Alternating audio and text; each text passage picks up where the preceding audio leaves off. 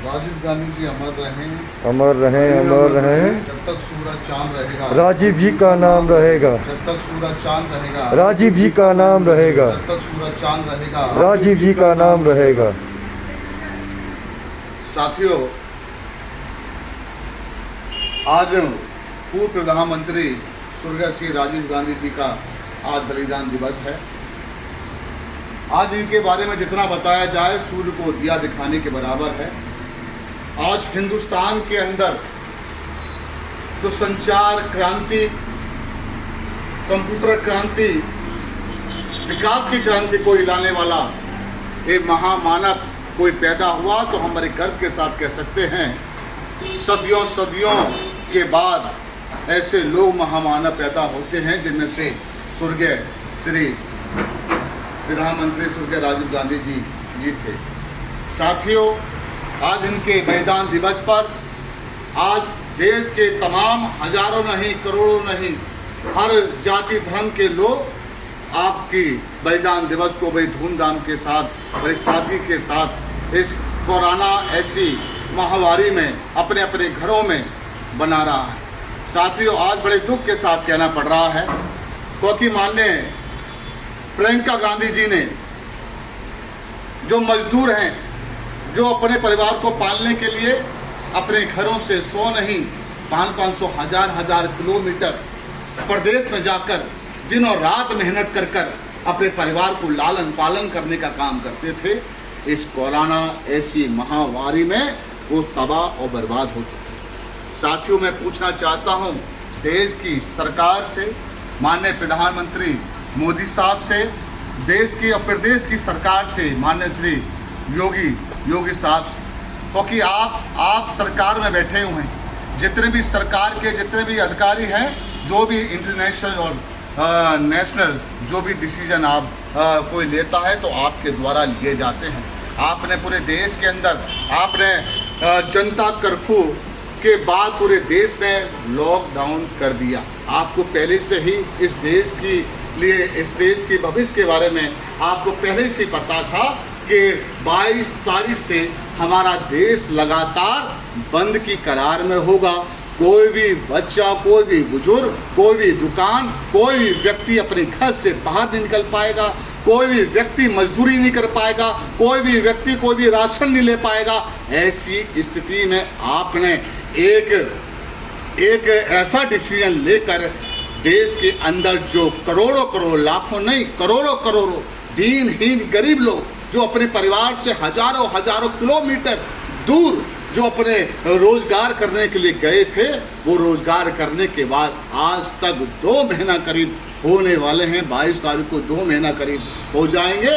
2 महीने तक अभी तक अपने परिवार से नहीं मिल पाए हैं। इसका कारण कौन है? इसका जवाब कौन देगा? इसका जवाब देगा केवल आप देंगे। आपसे पूछा जाता है, राजस्थान जीवन नहीं पूछ रहा, ये कांग्रेस का कार्यकर्ता नहीं पूछ रहा, ये देश का हर गरीब पूछ रहा है, हर मजदूर पूछ रहा है, हर जाति धर्म का व्यक्ति पूछ रहा है कि मोदी जी, जब देश के अंदर लॉकडाउन आपको जनता दरबार लगाना था, जनता कर्फ्यू आपने लगाया था, तो आपको भविष्य की नीति के बारे में पूरी जानकारी थी। तो उससे पहले 1 हफ्ता पहले से ही आप कह सकते थे कि आप जितने भी लोग हैं कि आप सब लोग अपने अपने घरों में आ जाएं कि देश के अंदर बहुत बड़ी आफत आने वाली है और हम सबको करना है। लेकिन मैं पूछना चाहता हूँ, देश की जनता ने मुकाबला किया, देश के हर व्यक्ति ने मुकाबला किया। ये पूछना चाहता हूँ आपके द्वारा, तमाम मीडिया के माध्यम से, आपके द्वारा, आपके प्रदेश के अंदर, उत्तर प्रदेश के अंदर जो आपकी सरकार है, उनके द्वारा, योगी जी के द्वारा, जो मुख्यमंत्री हैं, उनके द्वारा कहा गया था जो गरीब हैं, निर्धन हैं, साए हैं, जो भूख से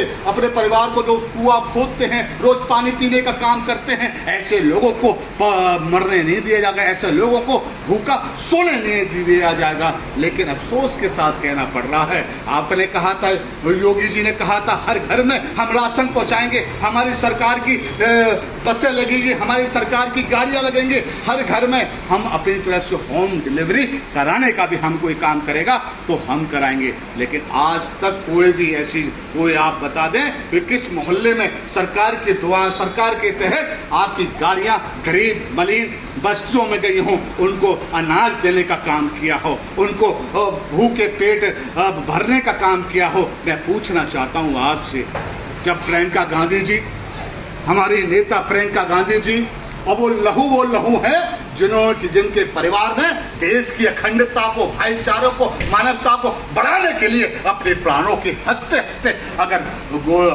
हंसते नौछावर किया, तो हम बड़ी गर्व के साथ कह सकते हैं उस परिवार का भी नाम कोई है तो गांधी परिवार है। मोतीलाल नेहरू जी, पंडित जवाहरलाल नेहरू जी, इंदिरा गांधी जी, राजीव गांधी जी, सोनिया गांधी जी और इनके खून के कतरे राहुल गांधी जी, प्रियंका गांधी जी, जो कि गरीब निर्धन व्यक्तियों को उनको आगे बढ़ाने की उनकी भावना है। इस देश के अंदर हम मीडिया के माध्यम से देखते हो, मीडिया तो बहुत कुछ दिखाता भी नहीं जो दिखाना चाहिए। हिंदुस्तान के अंदर जो चौथा खंभ कोई किसी को माना गया है तो मीडिया को माना गया है। जो सरकार किसी की भी चल रही हो, वो सरकार किसी भी सत्ता की पार्टी की चल रही हो, लेकिन निष्पक्ष होकर मीडिया को अपने एक एक बात को बताना चाहिए, जनता की परेशानी को रखना चाहिए। मैं पूछना चाहता हूं, जो देश के अंदर आपने जब लॉकडाउन कर दिया था तो लाखों जो मजदूर फंस गए थे, उसको ट्रेन आपने चलाने का भी काम नहीं किया। उसमें जब पटरी अपने हजारों किलोमीटर से पटरी जब अपने घर में आ रहे थे, उनको नहीं मालूम कि ट्रेन चलने वाली है। वो सोते सोते उनके शरीर से ट्रेन गुजर जाती है। ये पूछना चाहता हूँ, उन मजदूरों की मौत का कारण कौन है? उन मजदूरों का किसने मारा है? इसका जवाब मोदी सरकार जी, भाजपा सरकार जी आपको देना पड़ेगा। जनता आपसे मांगेगी। आज के न्यूज़पेपर में उठा के देखिए, बहुत छोटा सा आता है, कहीं भी निकाल के देखिए, रोज देखिए, जो मजदूर वर्ग है, जो ग्रेट नोटा से चलता है, दिल्ली से चलता है, वो बरेली जा रहा है, वो रायबरेली जा रहा है, जो वो लखनऊ जा रहा है, पैदल जाते हैं। और पैदल जाने के बाद वो पैदल चलते चलते अपने घर में, उनकी लालसा थी, उनके घर में पहुँचते पहुँचते वो अपने प्राण को भी घर नहीं पहुँच पाते हैं, वो अपने प्राण भी खत्म कर लिए जाते हैं। मैं पूछना चाहता हूं कि आपने देश की जनता से आह्वान किया था और देश की जनता आपके साथ चट्टान की तरह खड़ी हुई थी। आपने कहा था हम सबको घर में रहना है, आपने कहा था हम सबको घर से नहीं निकलना है। तो देश के हर जनता ने, हर राजनीतिक पार्टी के लोगों ने भी आपके इस कदम का सहयोग किया था। हम सब लोग घर में बैठे हुए, आपने कहा था जो भी किसान नहीं लेगा।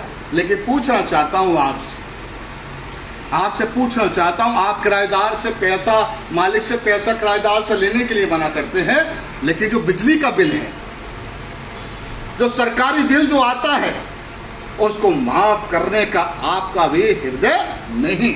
मैं पूछना चाहता हूं, देश के व्यक्ति कार्टून दिखाते हैं फेसबुक पे, व्हाट्सएप पे वीडियो चलती हैं, बड़ी फनी वीडियो चलती हैं, जिसको कोई मीडिया का कोई भी चैनल या पत्रकार कोई नहीं दिखा सकता। उसमें दिखा रहे थे कि एक व्यक्ति, गरीब व्यक्ति अपने दूध और सब्जी लेने के लिए बाजार में जाता है, उसको पुलिस पकड़ती है और पकड़ने के बाद उसको कहती है कहाँ जा रहे के, बाबूजी मैं तो अपना दूध और सब्जी लेने जा रहा हूँ, बच्चों के लिए भूखे प्यासे। उनको पुलिस वालों ने लॉकडाउन की उनको परिभाषा बताई, उसको घर भेजने का काम किया।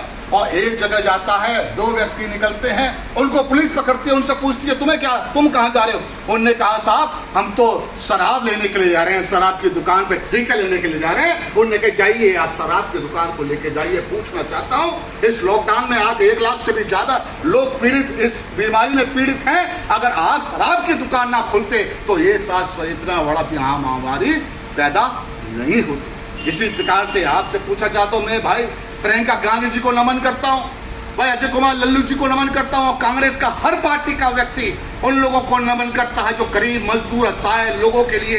हमारी पार्टी ने तो भाई अंग्रेजों को भगाने के लिए अपने प्राणों की आहुति दी थी। हिटलर सा तानाशाह अंग्रेजों को किसी ने भगाने का किसी ने काम किया था, तो हम बड़े गर्व के साथ कह सकते हैं उस पार्टी का नाम भी केवल कांग्रेस पार्टी है। और माननीय प्रियंका गांधी जी के आह्वान पर माननीय लल्लू जी गए अपने तमाम सीनियर नेताओं को लेकर, उनसे उन्होंने कहा शासन ने क्यों बस रोक दी है आगरा के अंदर। उनने केवल पूछने का काम किया।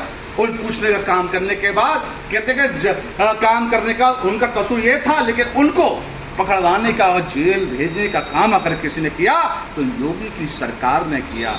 ये ज़्यादा दिन तक नहीं चल पाएगा। और मैं कहना चाहता हूँ देश की जनता अब जान चुकी है, देश की जनता अब जान चुकी है, आपके चेहरे से नकाब उठ चुका है। देश का कांग्रेस का कार्यकर्ता प्रियंका गांधी जी की आवाज पर, उत्तर प्रदेश का कार्यकर्ता माननीय लल्लू जी की आवाज पर वो आवाज देंगे।